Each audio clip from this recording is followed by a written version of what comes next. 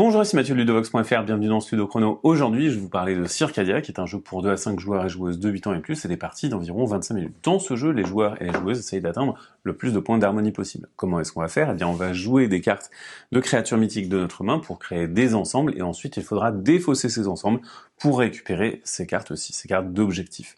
En effet, vous voyez qu'on va devoir défausser un certain nombre de cartes pour gagner un certain nombre de points d'harmonie. Le joueur ou la joueuse qui a le plus de points d'harmonie quand prend fin la partie gagnera la partie. Cependant, ces objectifs sont soit des objectifs de jour, soit des objectifs de nuit. Et il faudra les alterner. Si vous commencez par un objectif de jour, il faudra enchaîner par un objectif de nuit, puis un jour, etc.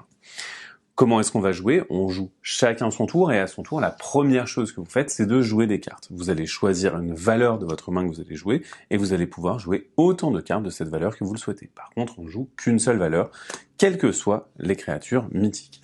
Vous allez jouer ces cartes individuellement pour créer ou agrandir des ensembles. Attention, ici, vous voyez que j'ai donc 2 oies, et j'ai commencé à créer cet ensemble et je l'ai ensuite agrandi, et j'ai fait un ensemble avec des ours. On a à chaque fois un type d'animal mythique par ensemble. Par contre, lors des tours ultérieurs, eh bien, je devrais jouer forcément égal ou supérieur si je joue des oies.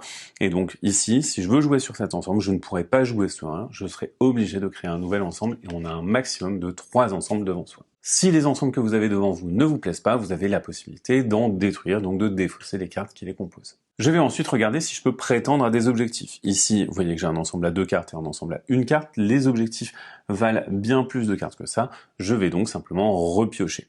À la fin de mon tour, je vais donc repiocher autant de cartes que la valeur que j'ai jouée. Ici, j'ai joué des 2, je vais donc repiocher 2 cartes. Je vais choisir ces 2 cartes, je vais venir les placer dans ma main, et on va ensuite venir remplir la rivière. On passe au tour de la joueuse suivante. La joueuse suivante, eh bien, elle va tout simplement jouer 4 cartes de sa main. Vous voyez qu'elle a pas mal de 1, et donc elle va avoir la possibilité de les jouer. Cependant, elle ne repioche qu'une seule carte. Ici, elle va choisir de récupérer cette carte aussi. Elle la place dans sa main. On peut passer au tour du joueur suivant. Le joueur suivant va être un petit peu plus raisonnable. Il va jouer un ensemble de 2 axolotes, et ensuite, eh bien, il va venir récupérer 3 cartes. Attention, on a une taille de main limitée à 8 cartes à la fin de son tour.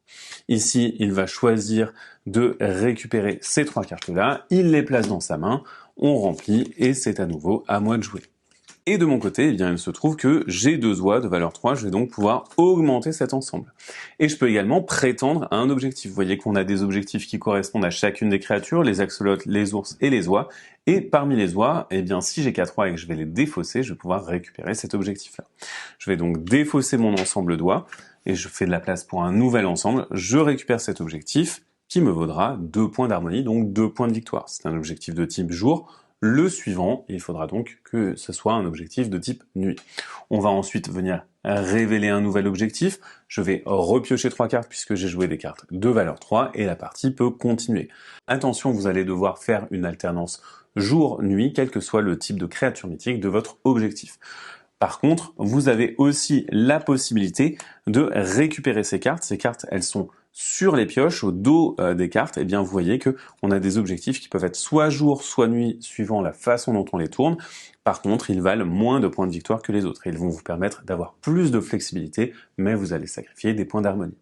Vous allez donc jouer comme ceci de tour en collectant les objectifs dans votre ligne d'objectifs, toujours en alternant, et lorsqu'un joueur ou une joueuse atteint 15 points d'harmonie ou plus, eh bien ça met fin à la partie. Les autres joueurs vont jouer une fois, et la personne qui a le plus de points l'aura emporté.